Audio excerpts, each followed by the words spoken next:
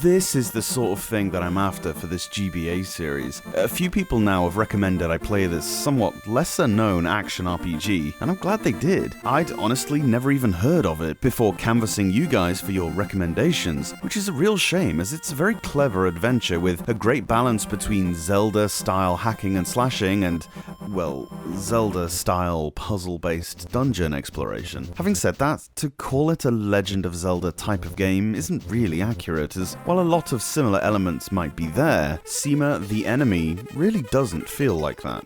Let's first get into the story because it's a really interesting one that doesn't tread the tropey RPG lines all that much. It's not one of those chosen one saves the kingdom kind of deals, and doesn't really utilize your typical atmospheres and settings all that much. You control a gate guardian called Ark who, along with his best frenemy Ivy, has taken on the role of protecting the innocent from being ensnared in the evil CIMA's dungeons. The CIMA, or CIMA, whatever, are these monstrous alien invaders who grab people out of nowhere and sling them into their twisted puzzle labyrinths to suck out their life force. They want their captives to believe that they can escape so that they can produce this force for them, their sense of hope, essentially. Kind of messed up, if you ask me. 14 pioneers have boarded a train heading to the unknown frontier to try to escape the CIMA wrath and create a new life for themselves, and Ark and Ivy, along with their mentor Jester, are traveling with them to protect them all on their way to this brand new world. Although along the way, the train gets sucked into this colossal portal and all the inhabitants get teleported to this other dimension. Your train stranded on a floating island in the ether with the return portal off in the inaccessible distance, your only hope is to enter the small teleport to one of the dungeons. This takes you to this tutorial level, which goes some way to teaching you the basic game mechanics, which themselves are quite original and not necessarily the most intuitive of all time. Here, your task is to help all 14 NPCs through the dungeon to the exit, with the hope of returning to the train. You only control Ark, or whatever you named him, with Ivy following behind and automatically fighting alongside you. You swing your sword with A and can hold it to do a more powerful charge shot. Holding B opens up your 5-item inventory, from where you can use things like potions and special attacks by simply selecting them. Press select to see an overview of where all the characters are and start to get into your menu screen, which has lots of different options like party chat, inventory organization, gear equipping, and so on. You're also able to craft potions and stuff from here by selecting the mallet icon, which uses consumables you might find around the levels and drop by enemies.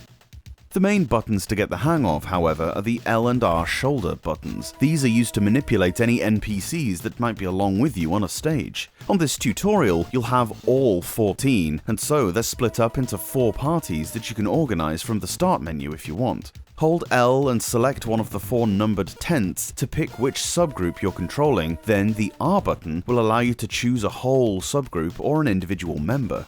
From there, place the drop arrow somewhere on the terrain and those selected NPCs will attempt to walk Lemmings style to that location. Their routing is not the smartest. You have to kind of navigate them around walls and such because they literally make a beeline for the cursor and won't be able to figure out how to maneuver obstacles like, I don't know, corners. Each move can have up to 3 steps. It seems odd at first, but you'll figure it out fast enough.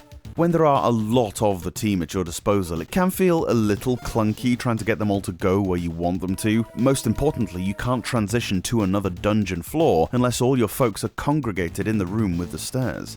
Also important to note is that this ain't a turn-based affair or anything like that. All the while you're trying to shepherd these helpless fools to the safe locations, monsters will be constantly spawning from these invulnerable nests. It's your job to deflect their attacks onto yourself and Ivy by getting in between your charges and the monsters.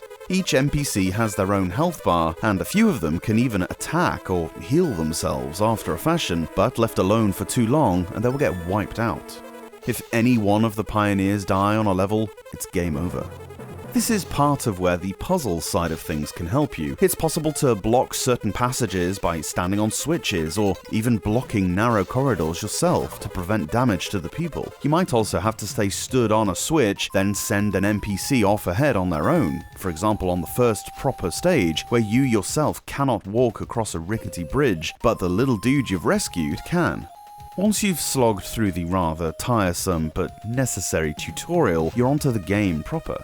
The tutorial dungeon collapses and all the passengers get separated into different dungeons, and it's your job now to go into them, find whoever's trapped there, kill the boss, and escape. Each NPC isn't totally helpless, they all have their own skills that can assist you. Haley, the kid from the first level for example, is really good at finding hidden treasures. Sending him into an otherwise empty room might yield certain rewards. Somewhere on each level there will be an area key as well. Expect to have to solve a puzzle using the NPCs as well as yourself to find it, which you'll need to be able to access the boss fight. I mentioned being able to craft certain objects. This involves what's called your Majesty system. Enemies drop one of 4 different items. It could be an orb or a star or whatever. From your start menu you can craft lots of different things depending on what consumables you've collected, as well as which of the pioneers you've rescued. The doctors on the train, for example, are experts at crafting potions, whereas the blacksmith loves to forge bombs and landmines from the exact same ingredients. Now, they'll only do so if they hold you in high enough regard. If you allow them to be attacked on the stages, they'll be cross at you for not doing your protection duty, but kill enemies while they're watching and you'll go up in their esteem. As with everything, you can see how the pioneers feel about you from the start menu. Aside from a few control issues relating to moving the NPCs around, there's very little else to complain about with this game. There's perhaps a lot of text to read through, especially at the beginning, but with such a unique world to be built and a story to be told, it's none of it superfluous. The level designs are intelligent and don't stress the same formulas too much. Each dungeon has its own visual thematics and get trickier as you go along. The boss fights in particular are no easy contests. You're definitely going to need to learn their patterns, so make sure you save before each one. There are a few things I'd perhaps improve. It'd be nice to be able to control Ivy separately, as she often feels a bit redundant and can even get stuck in places. There's no leveling up system outside of equipping other items to get stronger, and I'm sure there must be an easier way to move NPCs around, and their route finding leaves a lot to be desired. I adore the rich storyline that's full of twists. Each character is well written and contributes something of value to the progression. They all have their own unique sprites as well as dialogue portraits, which adds a ton of character. There's a large soundtrack too that effectively manages to convey lots of different emotions based on the events. As this game was never released in Europe, it's no real wonder I'd not heard of it. Japan would get a title called Frontier Stories, but then it's not really even mentioned all that much in more general Game Boy Advance conversations. A real shame because it deserves to be.